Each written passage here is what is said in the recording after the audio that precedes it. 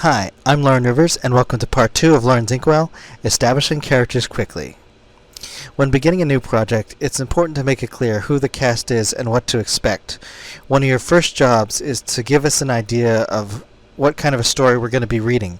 And in order to do that, kind of like I said about where to begin your story, you need to establish a baseline. You don't want to reveal everything about these characters, but we do need to know how they fit into the overall narrative and how they fit into any group dynamic they might happen to be a part of. As a general rule of thumb, we need to know what kind of person they are, a general sense of their skills, and sort of understand how they fit into the world as a whole. At least a basic establishment of these general traits should be clear before we finish the first chapter. Think of it like an RPG character sheet. It's details at a glance. We need to have an idea of exactly, is this a protagonist? Is this the antagonist? How do these characters relate to each other? And, by the first chapter, you should have at least a general sense of how these characters are going to handle themselves in the universe that they've been thrust into. Your opening scene is going to be important, especially in this regard. Most of the time, people will give your story about 5 pages or so before they decide if they want to continue with this book or not. To that end, use it to great effect. You've got 5 pages, think of it like a movie trailer. You need to convince the audience to come back and see the rest of the story. In order to do a good job at this, you need to make sure that those pages count. Start with your main character or your antagonist doing what they do best. Make sure that this scene makes an impact. This is true regardless of its position in the series, whether or not it's the first one, the last one, or somewhere in the middle. This scene needs to draw attention and needs to make it clear exactly why people need to read this book. When I was working on Blue Moon, I started putting a lot of thought into the opening scene. I needed to think about, what got the story going. Who is this character that's going to be starting the series? And, and originally I had settled around one of the other characters, but, things kind of got moved around and I, settled on Logan as the main character. She's my werewolf character who, sort of, that decision pretty much affected the whole plot line of the series. But, of course, that's a whole nother video/story. But, once I had decided on her, I was thinking about, what gets the story going. I needed her to be in kind of a weird place to start the story quickly, since the first chapter is all about her. And, I was thinking, in order to get this scene that I had pictured in my head, she's got to be in, on a fire escape on a very high balcony, or not a balcony, but, a fire escape very high on a building somewhere. And I kind of had this idea about a werewolf just kind of leaping through the window from across the street. And in order to make that happen, I was thinking, what is she doing there? How does she get there? So in order to make that make sense, I was thinking, who would be sitting on a fire escape? Well, I guess that really only leaves you a couple of options.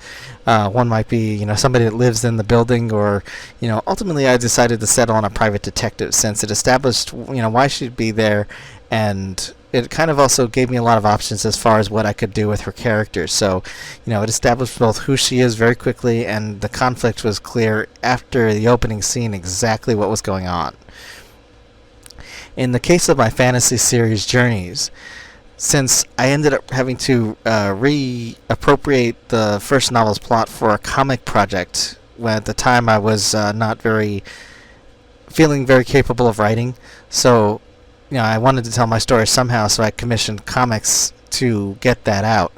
And in order to go back to the idea of writing some of these stories, I needed to find a new pilot, so to speak. So I had to launch the new story with a scene that, at least in my mind, was a little reminiscent of the original introduction of our characters doing what they do and showing how the group relates to each other. The scene kind of just opens in a merchant town because, our 2 primary characters are traveling traders that wander around the land in I usually call it a cart, and they just journey from point to point. Story, the title kind of just made the whole thing basically about traveling around. So, it seemed appropriate that this scene just shows them doing their day jobs effectively. when you're establishing characters, you need to make sure that, to your reader at least, you tell them fairly quickly and concisely who they are and why they should care. Imagine that you're the reader reading the story for the first time. Before you can enjoy it, you need to know what's going on. I mean, a lot of the times I'll read other people's work and I need to see that, this author understands that they need to make it clear that, this character is somebody I want to pay attention to. Usually they need to endear themselves to me in some way, shape, or form.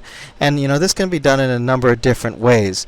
But, particularly you can at least get some sort of a gauge as to the skill of the author as to how well that they do this. I mean, if the character by the end of the first scene that they're in, if you're like, oh yeah, I want to follow this character and see what they do next, then they've done their job right. If the answer is I could take it or leave it, then at least for you, the author hasn't really done their job.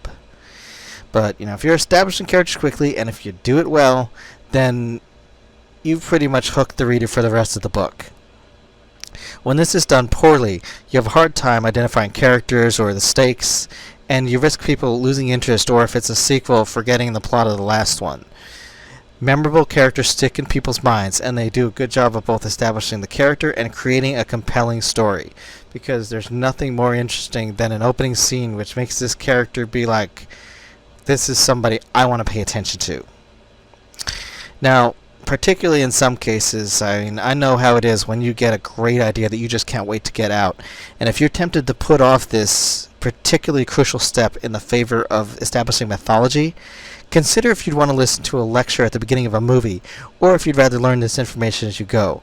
I'm kind of thinking,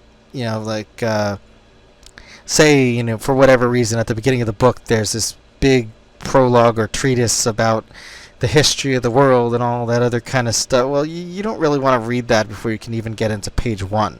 You're going to want to learn that stuff as you go. So kind of like I suggested in the previous video, see if you can't find some way to seed this information in organically. For establishing a character, you want to pick a scene where everything shifts personally for your protagonist or your antagonist, whichever you choose to start with. Explain why this is happening now and not later, because their timeline, goes backwards and forwards. I mean, from the moment they're born to the moment they die, their adventures are happening somewhere in the middle. So why this particular moment? Why their 16th birthday and not their 17th? Why, this particular moment in their life is important?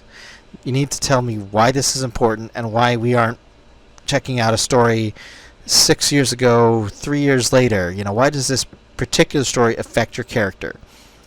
If you're doing it through a flashback, make sure it relates to your present-day experience. Don't just do it because you think it's cool. Flashbacks, as I've said before, can get tricky.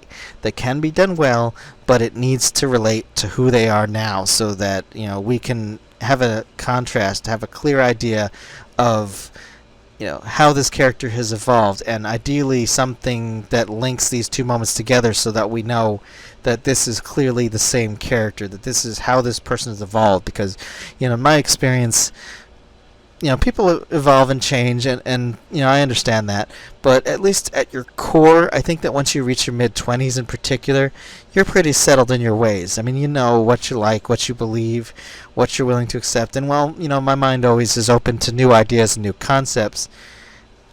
I like my routines. I mean, if anybody knows me, I like to be doing certain things at certain times, and, that's how I get my stuff done. So, that being said, I know what foods I like, and admittedly, in the last couple of years, I've started opening up to that a lot, and I guess I could talk about that some other time.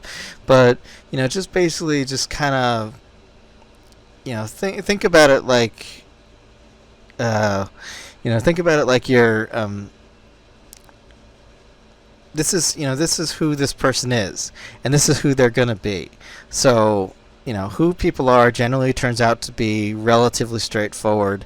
And, this is both, plus in case where it's a quality you admire and a minus in cases where you don't. Like, somebody, if you know somebody to be a selfless, generous person, that's going to be one of those traits that you can almost always rely on. And, if they're a big jerk, you're not going to want to ever talk to them, and it's unlikely that they're going to change unless they get a really good reason. But, of course, that's something else about character development more than establishing. So, but think of it like you're meeting a new friend, Don't tell their whole life story. Imagine it like it's your first handshake. The introducing the character is effectively, metaphorically speaking, hi, I'm Lauren. This is what I'm about. Don't tell everything, because if you told somebody your life story the first 5 minutes after you met them, they're probably going to look at you funny, and you might not ever talk to that person again. So, when establishing characters, make sure that you do it clear, quick, and concise. See you in part 3, Establishing Conflict. Thanks for watching, and if you liked it, click the subscribe button and leave a comment below. You can also find me on Twitter and a few other places on the web, or support me via Patreon or Ko-fi. Zebra hugs!